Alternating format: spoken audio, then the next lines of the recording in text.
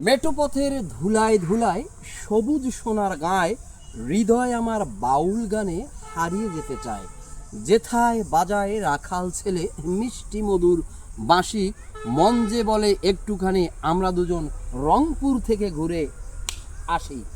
লেখন শুরু করেন। রংপুর নিয়ে কিছু কথা। রঙ্গরসে ভরপুর আহা! আমাদের এই রংপুর। বাহ! নামকরণের ইতিহাস থেকে জানা যায় যে মূলত 1777 সালে ফরাসি বণিক লুই বুনার্ডের মাধ্যমে এদেশে প্রথম নীল চাষ এবং এর ব্যবহার প্রচলন ঘটায়। বাহ, বাহ, বাহ। উত্তরাঞ্চলের মাটি উর্বর হওয়ার কারণে এখানে প্রচুর পরিমাণে নীলের চাষ হতো।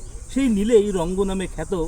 কালের বিবর্তনে রঙ্গ থেকে রঙ্গপুর, তা থেকে আজকের এই রংপুর। বাহ! রংপুরে রয়েছে প্রাচীন ও ঐতিহ্যবাহী স্বনামধন্য বিদ্যাপীঠ, কারমাইকেল কলেজ, রয়েছে কৃষি সেচ প্রকল্প, তিস্তা ব্যারেজ।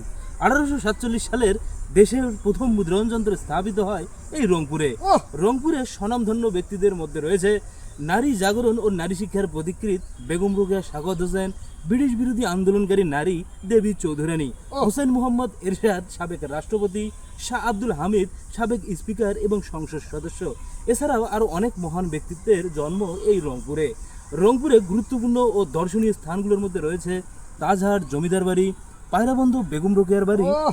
দিনাজপুরের কান্তজিও মন্দির, বিখ্যাত দিঘি রামসাগর, নীলফামারীর নীলসাগর, পঞ্চগড় ও তেঁতুলিয়ার নয়নাভিরাম বিস্তীর্ণ চা বাগান। এছাড়াও আরও অনেক সংখ্যক কথা রয়েছে এই রংপুর সম্পর্কে। আজকে এই সংক্ষিপ্ত কথাগুলো রংপুরের জানিয়ে